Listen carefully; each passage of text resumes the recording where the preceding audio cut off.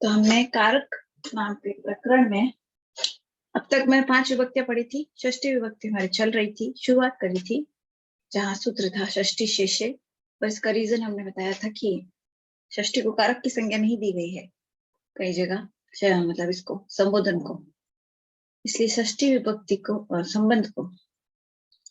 संबंध को कारक की संज्ञा कई लोग नहीं देते हैं, और इस वजह से संबंध संज्ञा हम नहीं करते हैं, शेष अर्थ में षष्ठी विभक्ति करते हैं।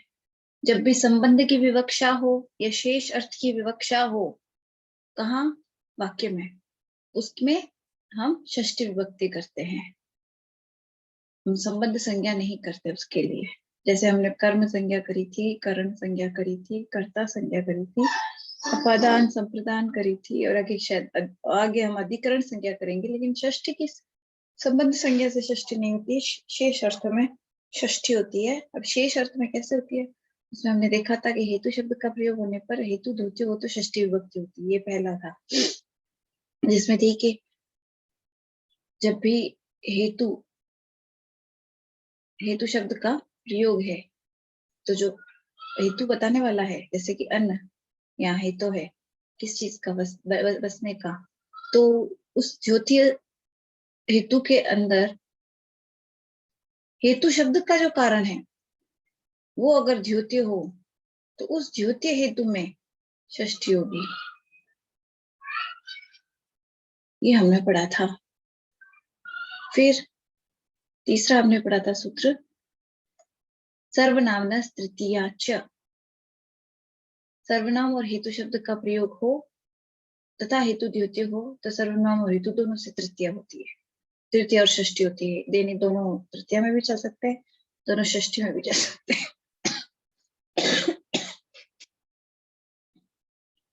अब ये एन पद द्वितीया, एन प्रत्ययांत के योग में द्वितीय विभक्ति होती है। इसका एग्जाम्पल मैंने इसलिए नहीं लिखा क्योंकि ये थोड़ा आउट ऑफ प्लेस है। हाँ, हम ये पढ़ रहे थे दूरांत कारथे षष्ठ्यन्यतरस्याम, यानी दूरा अंतक आर्थे, मतलब दूर और समीप अर्थ में। ऐसे वाचक शब्दों के योग में अन्य तरह से हम लिखा है यहाँ पे, यानी विकल्प से षष्ठी होती है। ठीक है, कब होती है? दूर और समीप अर्थ के वाचक शब्दों के योग में। मिस्टेक है। दूर और समीप अर्थ के वाचक शब्दों के योग में विकल्प से षष्ठी विभक्ति होती है, यानी जरूरी नहीं कि षष्ठी हो। ठीक है, हम वहां पर वो भी कर सकते हैं, पंचमी भी कर सकते हैं।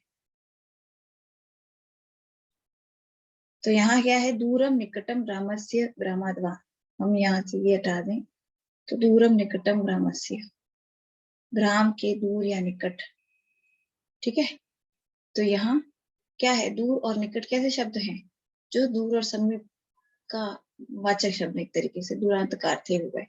इस वजह से इनके संयोग में हम षष्ठी कर सकते हैं, लेकिन यह विकल्प है इसलिए हम क्रमादि भी कर सकते हैं पंचमी में।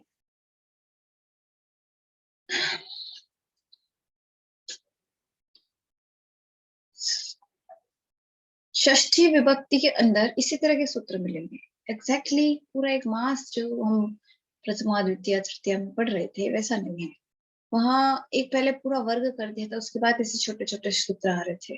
लेकिन यहाँ क्या है कि एक बल्क में नहीं कर रही, छोटे छोटे सूत्रों का ही प्रयोग है। पहले दो हेतु वाले आ गए, दूर और समीप में भी यहाँ विकल्प है। प्रॉपर षष्ठी विभक्ति करने का ऐसा कुछ है नहीं खास कि वहां की जाएगी। उसका तो सूत्र यही है, शेष शेष अर्थ में षष्ठी विभक्ति होती है। वहां जो वार्तिक लिखे हैं उसके अंदर ये ऐड किया गया है कि यहाँ संबंध भी हो सकता है, और उसमें भी खास तौर से जो वर्ड जोड़ा गया है वो है विवक्षा। विवक्षा का अर्थ मैं पहले भी बता चुकी हूँ। जो वाक्य बोलने वाला है वो जिसे जो बनाना चाहता है, वो अगर संबंध की विवक्षा कर रहा है किसी से, ठीक है, और बाकी अन्य जो कारक है उनकी विवक्षा नहीं कर रहा है, वो उसमें आ रहा है, तो उसमें षष्ठी होगी। ठीक है, ये काम खास हो रहा है। इसका एग्जाम्पल देखेंगे कभी। संबंधी की विवक्षा सीधा सीधा समझ सकते हैं, जैसे राम का शत्रु, रामस्य शत्रु, ऐसे कर सकते हैं। और वहां क्या हो रहा है, वहां सीधा सीधा हो रहा है कि संबंध की विवक्षा। ठीक है, तो ग्यू, हाँ अब अगला सूत्र हम देखते हैं, ग्यो विदर्थस्य करणे।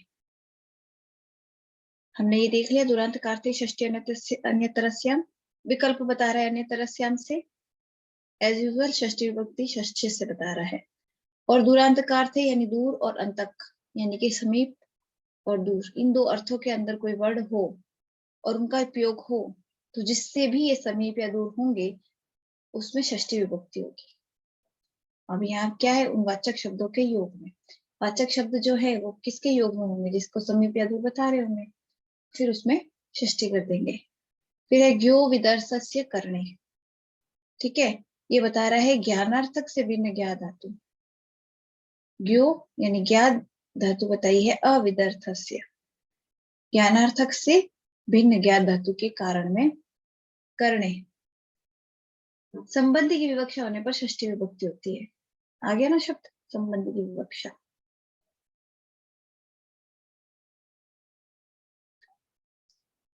मैम वाचक शब्द क्या है? वाचक अर्थ के वाचक, मतलब जो उस अर्थ को लेकर चलते हैं। कहने का मतलब है कि हमने दो लिया है, दूर और समीप। अभी इसका क्या बोला है, अर्थ।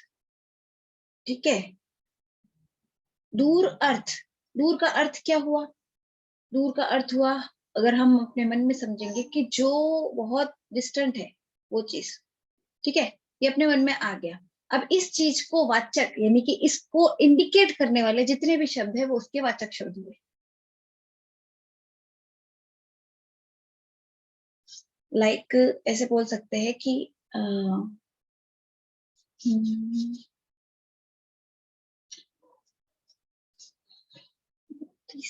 बढ़िया था, भूल गई, याद नहीं आ रहा। बाकी जैसे समीप का जैसे अर्थ है कि जो बिल्कुल पास हो।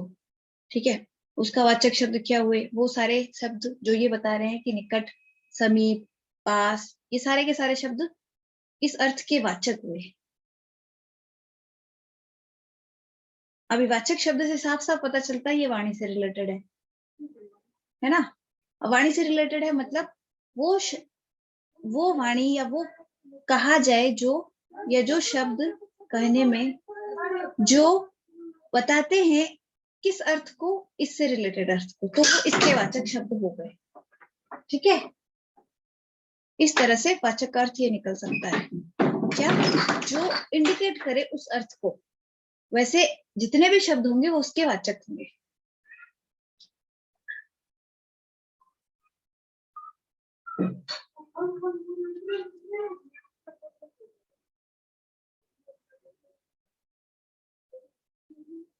ठीक है, आगे समझ में वाचक, नहीं तो फिर मैं, यस मैम। आगे ठीक है फिर। बाकी वो है तो एक याद था, भूल गई। एक होता है भाववाचक, संबंधवाचक, इस तरह से भाववाचक संज्ञा होती है, भावों को दर्शाने वाली। वाचक का मतलब इस तरह का होता है, एग्जैक्ट अर्थ मैं बता दूंगी। वाच्य जो होता है उसमें प्रत्यय लग के बनता है वाचक। वैसे वाच्य भी वाच्य धातु से बनते हैं दोनों, एक प्रत्यय लग के बनता है वाचक और एक से बनता है वाच्य। और वाच्य यानी वाणी, इसी से रिलेटेड होते हैं, वो उसको इंडिकेट करने वाला हुआ। और ये मतलब वाच्य और वाचक का अर्थ लगभग सिमिलर होता है, दोनों में जो प्रत्यय लगता है उनका अर्थ सिमिलर होता है, लेकिन उनको प्रयोग करते हैं उसका फर्क पड़ जाता है। फिर अधिगर्थद ये शाम कर्मणि, ये वाला समझ में आ गया था, ज्ञो विदर्थस्य कर्मणि, ज्ञो विदर्थस्य करणे, यानी कि ज्ञा धातु अगर अविदर्थ यानी ज्ञानार्थक से भिन्न, अविदर्थ यानी ज्ञा धातु का मतलब होता है ज्ञान, दूसरा उसके अलावा जो भी अर्थ है वो। अब मैंने इसका एग्जांपल तो कराया ही नहीं था।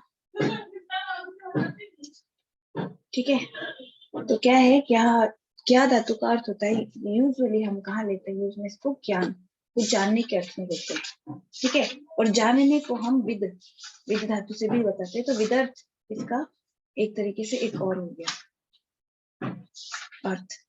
तो ज्ञा, तो मेनली जो ज्ञा धातु है हम उसको विदर्थ अर्थ में लेते हैं, या जो जानना है उस अर्थ में लेते हैं। उसके अतिरिक्त अगर हम कहीं ले रहे हैं इसका उपयोग, किसका, ज्ञा धातु का, तो फिर हम उसमें क्या करेंगे, वहां पर और वो हो और वहां पर संबंधी की विवक्षा हो, तो फिर हम वहां पे षष्ठी विभक्ति का प्रयोग करेंगे। जैसे कि सर्पिशो ज्ञानम, यहाँ पर ज्ञान का अर्थ ये मत समझना कि घी का ज्ञान हो रहा है, यहाँ ज्ञा का अर्थ है घी द्वारा कार्य में प्रवृत्ति। यहाँ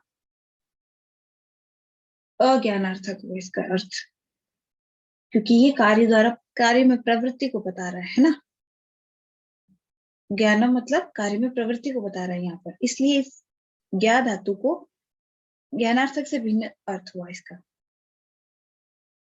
इस सिचुएशन में सर्पी जो घी है, सर्पिश,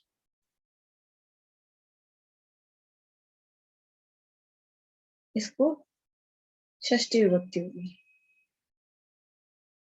क्यों? क्योंकि यह संबंध की विवक्षा हो रही है, ये इसके संबंध में बात कर रहा है ज्ञा, और ये ज्ञान अर्थ नहीं है, ज्ञानार्थक नहीं है, विदर्थ नहीं है, कुछ बता नहीं रहा, उस कंडीशन में नहीं है इसका अर्थ। ये अर्थ कर रहा है कार्य में प्रवृत्ति को। यहाँ क्या धातु का अर्थ है, कार्य में प्रवृत्ति।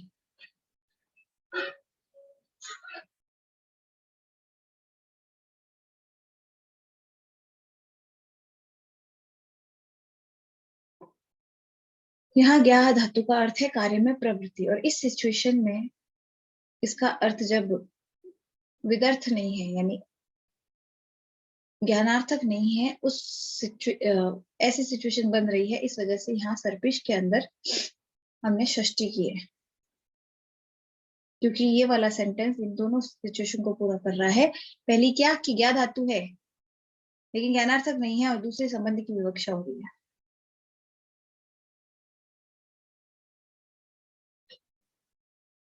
विवक्षा का अर्थ समझ में आया हुआ है ना, क्योंकि बहुत बार ऐसा वर्ड ऐसा है, बार बार यूज होता है, समझ में नहीं आ रखा होता तो ऊपर से जाता है।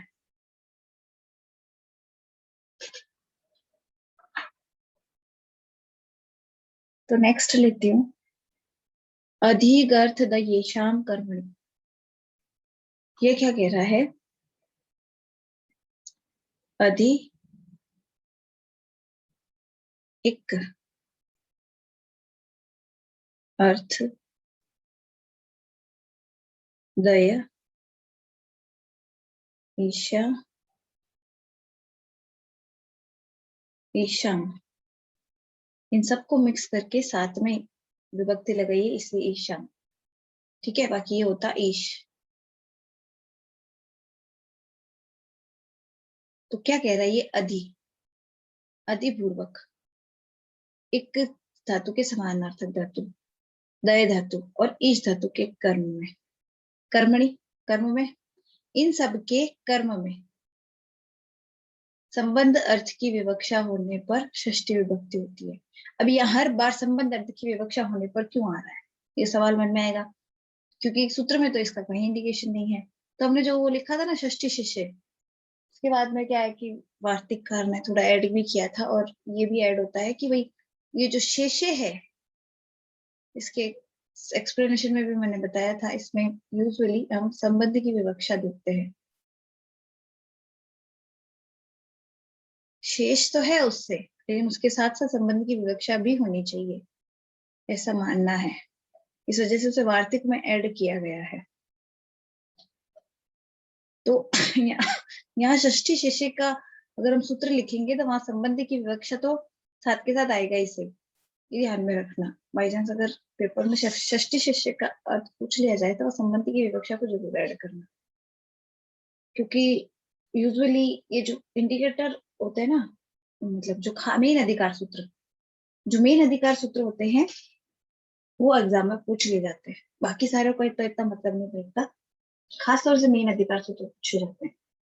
बाकी कारक का यूज सीधा सीधा सेंटेंस बनाने का, गलतियां निकालना, इसमें ही होता है।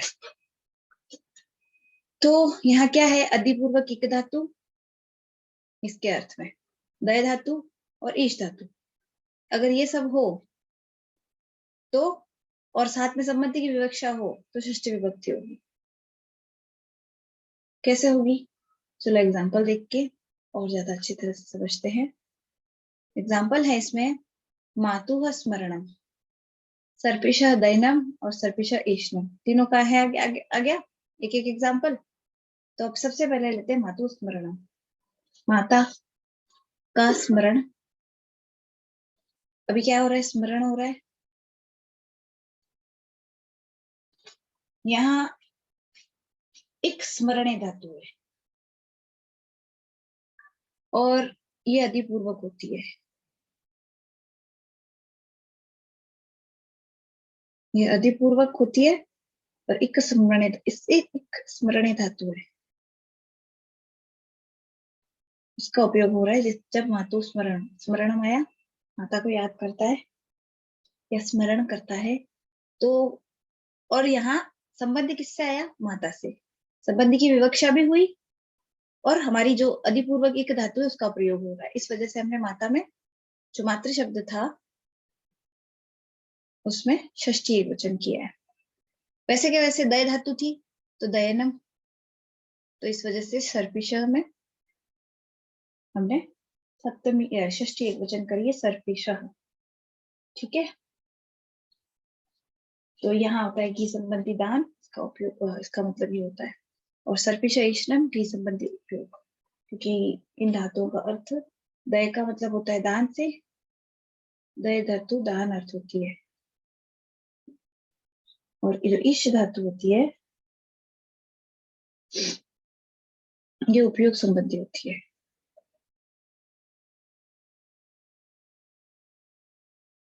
तो उपयोग संबंधी है ये, तो घी का उपयोग, तो उपयोग किसका हो रहा है, घी का, और इस वजह से यहाँ संबंधी की विवक्षा है। क्यों, क्योंकि जो उपयोग शब्द है वो इससे संबंध रख रहा है, किससे, घी से। यहाँ कोई इस तरह से वो क्रिया या इस तरह की नहीं चीज हो रही, कर्ता या कर्म इस तरह की कोई सिचुएशन नहीं हो रही, यहाँ इप्सित नहीं हो रहा, इसलिए कर्म नहीं हो रहा है ना। तो वो जो सारी डेफिनेशंस थी वो यहाँ नहीं लग रही, तो ये शेष में आ गया, और ये संबंध दिखा रहे हैं, इसलिए संबंध की विवक्षा ऐसे बोल सकते हैं।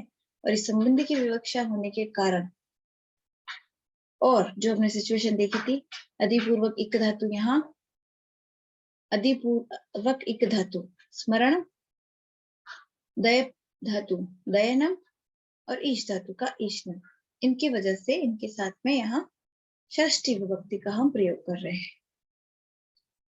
थोड़ी सी क्या है ना, समझने में मुश्किल से लगती है षष्ठी विभक्ति, बट एक्चुअल में क्या होता है कि जब हम सेंटेंस करते हैं ना, तब ये सबसे कम तकलीफ देती है, क्योंकि इसमें ना हमको खाली ये एक्सेप्शनल जो सूत्र है यही पढ़ने पड़ रहे हैं।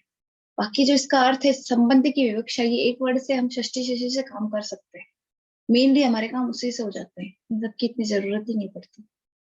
फिर आता है रुजार्थानाम भाव वचनानाम अजवरे, ये अच्छा सूत्र है, थोड़ा कुछ इसका थोड़ा सा रूल्स हम देख भी सकते हैं अपने। तो ये सूत्र कहता है रुजार्थानाम, रुच अर्थ, रुच अर्थ क्या होगा, रोगार्थक धातु, इनके अर्थ में रुक अर्थ, रुजार्थानाम रोगार्थक धातु है, भाव वचनानाम अजवरे, इनका भाव बताने वाली हो लेकिन ज्वर वाली नहीं हो, मतलब ज्वर धातु के अतिरिक्त ज्वर धातु नहीं होनी चाहिए, धात्वर्थ कर्ता वाले रोगार्थक धातु के कर्म में। अब यहाँ संबंधत्व की विवक्षा सबको पता है क्यों आया, होने पर षष्ठी विभक्ति होगी, ठीक है। संबंधत्व की विवक्षा होने का रीजन है कि हमने षष्ठी शीर्षक के अंदर से इसको जनरलाइज कर दे, जैसे कारक से सारे कारक की कारक संख्या हुई, बिल्कुल वैसे वैसे वैसे यहाँ पर भी संबंधित की विवक्षा इसलिए हर सूत्र के अंदर आ जाता है।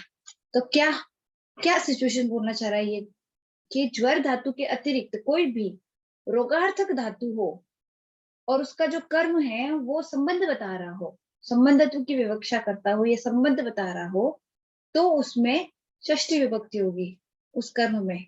अभी इसका एग्जाम्पल देखते हैं, चौरस्य रोगस्य रुजा। ठीक है, यहाँ क्या है, रोगस्य रुजा, किसका रोग है, चोर का, कर्म क्या हुआ, चोर। अभी क्या है, यहाँ संबंध की विवक्षा हो रही है, इस वजह से इस चोर में भी षष्ठी हो गई। ठीक है,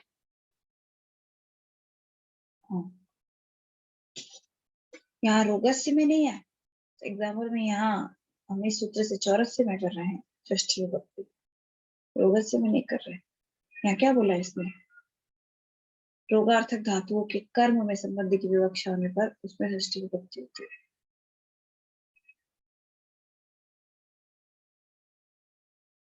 संबंध की विवक्षा के कारण रोग में भी हो रही है। तो चोर के रोग की रुजा, पीड़ा। ठीक है, चोर संबंधित रोग की है पीड़ा, तो करता तो इसका रोग है और कर्म क्या है, चोर है, इसलिए इन दोनों में संबंध की विवक्षा होने के कारण इन दोनों के अंदर षष्ठी है। लेकिन चोर में होने की रीजन है ये कर्म होते हुए भी कि रुजा अर्थ में है, क्या, रोग धन, जो रोग शब्द है वो रुजा अर्थ का है, उसकी वजह से चोर में भी हो रही है। जब भी रुजा होगी तो कर्म में भी षष्ठी होगी। अभी क्यों होगी, इसका मतलब हम समझते हैं साफ साफ, भाई जिसका भी कर्म, जो भी कर्म है उसकी भी तो उसी उसी की रुजा है, तो उसका उससे भी संबंध है और रुजा से भी संबंध है, इस वजह से रोग से रुजा, चोर से रोग से रुजा। ये समझ में आया कि नहीं आया, ये थोड़ा मुश्किल पड़ा होगा। एक बार बता दीजिए मैम फिर से बता दूं, ठीक है। सिंपल से वे में अगर हम फिर से देखें इसको, तो ये कह रहा है सूत्र कि रुजार्थानाम, रुजा अर्थ में, अभी क्या है, धातुआर्थ कर्ता और रोगार्थक धातु। यहाँ क्या है, धातुआर्थ कर्ता और रोगार्थक धातु। रोगार्थक धातु है और इसी धातु के अर्थ का कर्ता है? सिचुएशन क्या दे रहा है ये, यहाँ भाववचना नाम बोला है, रुजार्था नाम भाववचना नाम। क्यों, रुजार्थक ही धातु है और रुजार्थक ही उसका कर्ता है। रोगार्थक धातु है और उसी के धातु के अर्थ वाला करता है, यानी कि कर्ता और धातु दोनों के दोनों एक ही अर्थ के हैं और वो है रुजा। ठीक है, इतने तक के इसका सूत्र का अर्थ ये बैठता है कि रुजार्थक धातु है,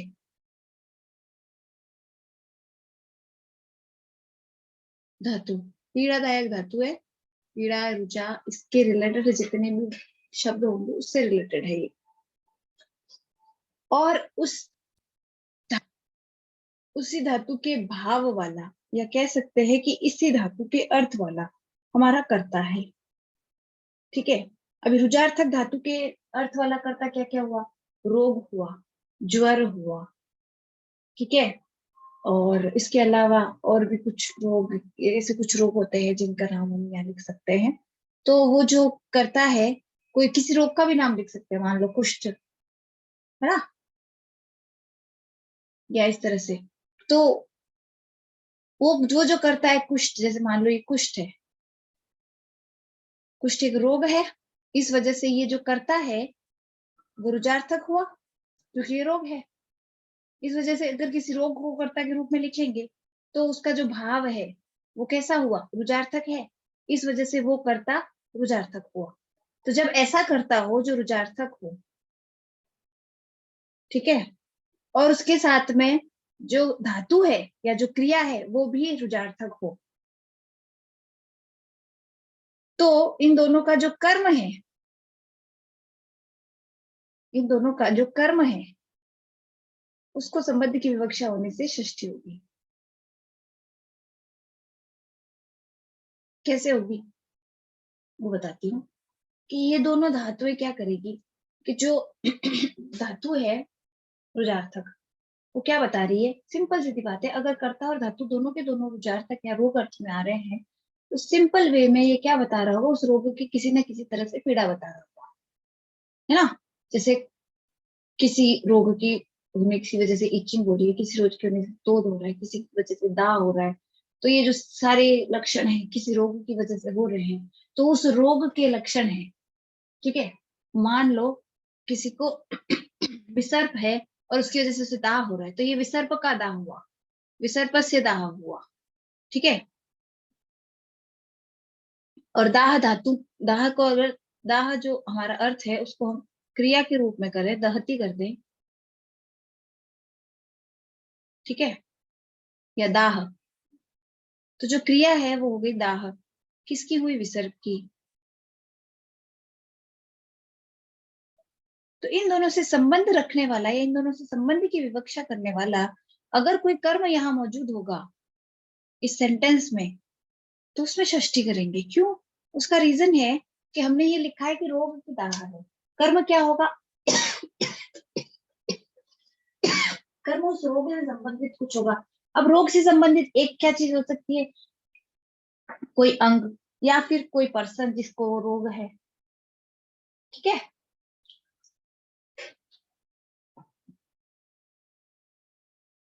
या तो वो पर्सन जिसको वो रोग है या फिर कोई अंग जो उस रोग से संबंधित है, तब वहां संबंध की विवक्षा होकर कर्म आएगा। और ऐसे ऐसे कर्म में के अंदर हम षष्ठी इसलिए करते हैं, क्यों, क्योंकि हम नॉर्मल भाषा में भी बोलते हैं ना कि मेरे रोग की पीड़ा, मान लो मेरे किसी रोग की पीड़ा है, तो वहां मेरे में मैंने षष्ठी लगाई है ना, रोग की, इसमें भी षष्ठी आई। इस वजह से संबंध होने की वजह से हम इस तरह की षष्ठी यूज करते हैं, इस वजह से इन दोनों शब्दों में षष्ठी यूज हुई है। अब समझ में आ गया।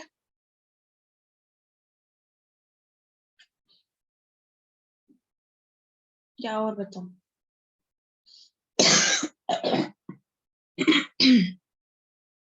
आ गया ना, सॉरी। Yes ma'am.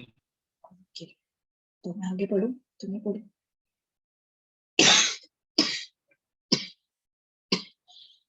एक मिनट देना प्लीज।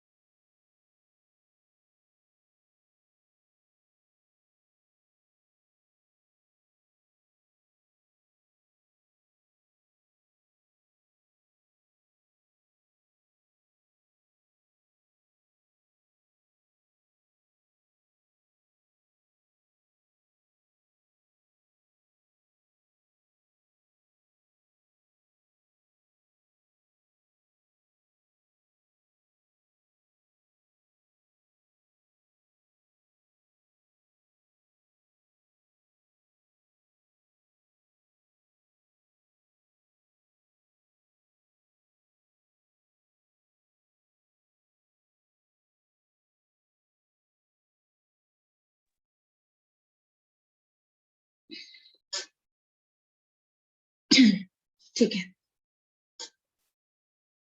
तो ये था हमारा रुचार था नाम भाव वचना नाम अज्वर है।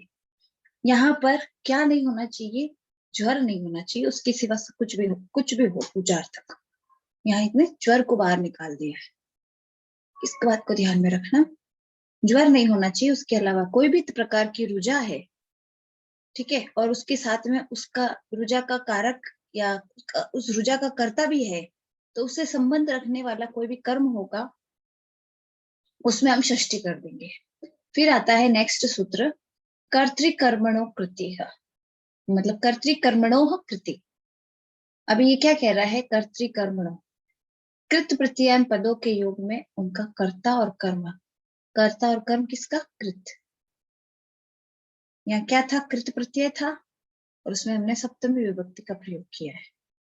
एक बात का ध्यान रखना, जब भी हम है ना ये कृत और या कोई भी प्रत्याहार यूज करते हैं जैसे कि अच्छ, हल, है ना, इनमें जब प्रत्यय जब हम सुप लगाते हैं ना, तो जो भी शेष लगता है उसको डायरेक्ट के डायरेक्ट जोड़ देते हैं। ठीक है, तो हम सप्तमी एक वचन में सुप देखेंगे तो पता है क्या होता है? नी होता है, नी होता है। अब इसमें ङ चला जाएगा, किससे जाएगा? दशक वतर्थित से, उससे ङ चला जाएगा, पीछे बचेगा सिर्फ ई बचेगा, तो ये हो जाएगा अच्छी सप्तमी एक वचन। और इसी वजह से ये कृत का सप्तमी एक वचन क्या होगा? कृति। कोई सूत्र समझना हो और जल्दी में समझ नहीं आ रहा हो, या ऐसा पता चल रहा हो कि हमने तस्मादित्युत्तर तस्मिन् इति पूर्व निर्दिष्टे ये जो करे थे, उसमें तस्मिन और तस्मात कब आ रहे हैं, ये कैसे पता चलेगा? कि पंचमी का एक वचन और षष्ठी सप्तमी का एक वचन जो ये है वो एज इट इज हमने इस हलंत वाले के अंदर जोड़ दिए, जो शेष रह रहे हैं तो सीधे सीधे वो वाले निकल जाएंगे। तो हमें आराम से पता चल जाएगा कि सूत्र के कौन से प्रत्याहार के अंदर कौन सी विभक्ति का प्रयोग किया है। थोड़ा इजी हो जाता है। आगे वैसे भी हम शेड्यूलिंग पढ़ेंगे, उसमें हम और क्लियर हो जाएगा कौन सी विभक्ति कैसे बन रही है, किसके शब्द रूप कैसे चलेंगे। एक नया तरीका निकालूंगी ताकि इजीली याद हो पाए।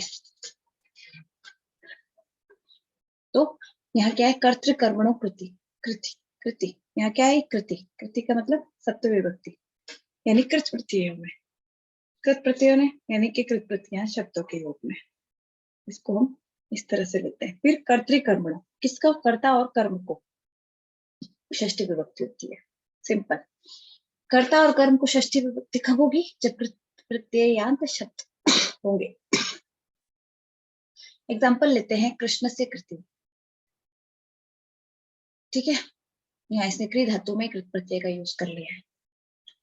तो कृष्ण से कृत, कृष्ण की कृति, इसमें हमने कृत प्रत्ययांत शब्द है कृति, इस वजह से इसके अंदर कृष्ण में षष्ठी विभक्ति का उपयोग किया है। फिर आता है जगत कर्ता कृष्ण, कर्ता और कर्म लिखा है यहाँ। ठीक है, तो यहाँ क्या है? जगत कर्ता कृष्ण, ये क्या है?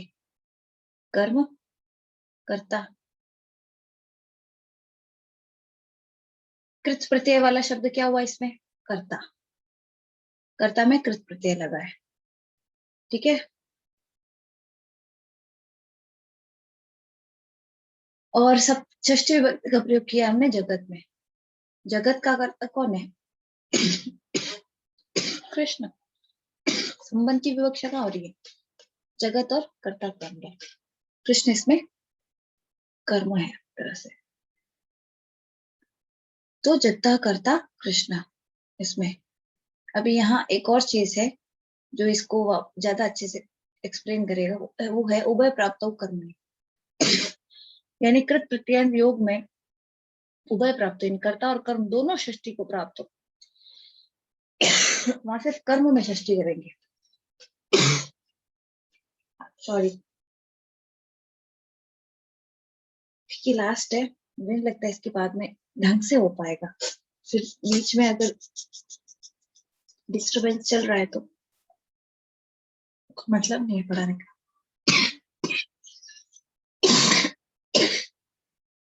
सॉरी, फिर से एक बार देखते हैं। उभय प्राप्त कर्मणि, अगर कर्ता और कर्म दोनों षष्ठी प्राप्त होने वाले हुए किसी सूत्र किसी सेंटेंस में, तो हम वहां क्या करेंगे कि अगर कर्तृकर्मणों कृति के अंदर क्या कह रहे हैं? कर्ता कर्म को, कृत के साथ आने वाले कर्ता और कर्म को षष्ठी विभक्ति होती है।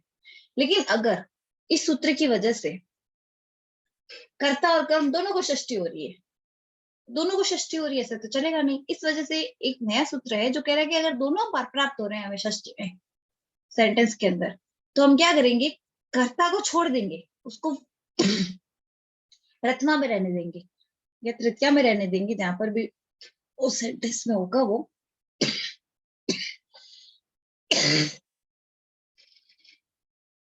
कर लेकिन कर्म जो होगा उसमें हम षष्ठी करेंगे। यहाँ क्या कह रहा है, अनावित कर्म में षष्ठी, उभय प्राप्त हो, अगर दोनों प्राप्त हो तो कर्मणि, यानी कर्म में ही षष्ठी का उपयोग किया जाएगा। अगर दोनों प्राप्त हो तो सिर्फ कर्म में षष्ठी का उपयोग किया जाता है। उसका एक और एग्जाम्पल है आश्चर्य गवाम दोहो गोपी।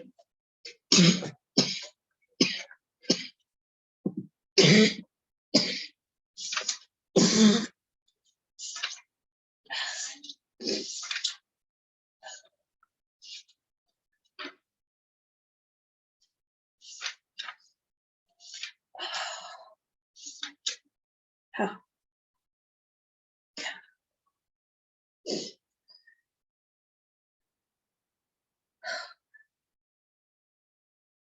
यहाँ क्या है, ये अगोपिन दोहो गवाम आश्चर्य। इस सेंटेंस का अर्थ है, करनी पड़ेगी रेस्ट। इस सेंटेंस का अर्थ है, थोड़ा धीरे पढ़ूंगी तो चल जाएगा, फास्ट नहीं पढ़ूंगी तो। एक ये सूत्र तो पूरा करा ही दो, उसके बाद में कल मैं मेडिसिन लेकर इस काम करूंगी। हाँ, इस सेंटेंस का अर्थ है आश्चर्य गवाम दो गोपिन, यानी कि अगोपिन।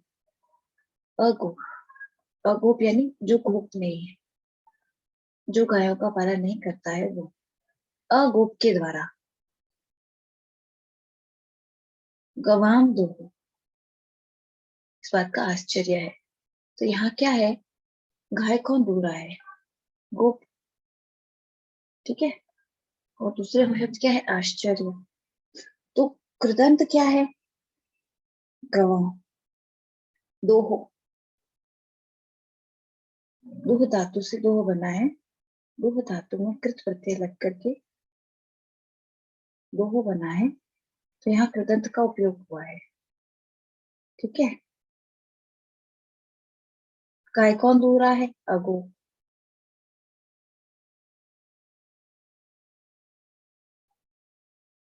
तो कर्ता कौन हुआ, ये, और कर्म क्या हुई, गाय। तो यहाँ हम देखेंगे कि किसमें किसमें कर्ता और कर्म दोनों में षष्ठी होनी चाहिए थी। किससे, कर्तृकर्मणों कृति से कर्ता और कर्म दोनों में षष्ठी होनी थी, लेकिन यहाँ सिर्फ और सिर्फ किसमें की है, गवाम, कर्म में की है। कर्ता में क्या है, तृतीय विभक्ति है। इस सेंटेंस का अर्थ होता है, आश्चर्य है, अगोप द्वारा गाय को दुहा जा रहा है, ठीक है। अगोप द्वारा गाय को दुहा जा रहा है, कर्ता कौन है, अगोप, इसमें हमने क्या लगाई है, तृतीय विभक्ति।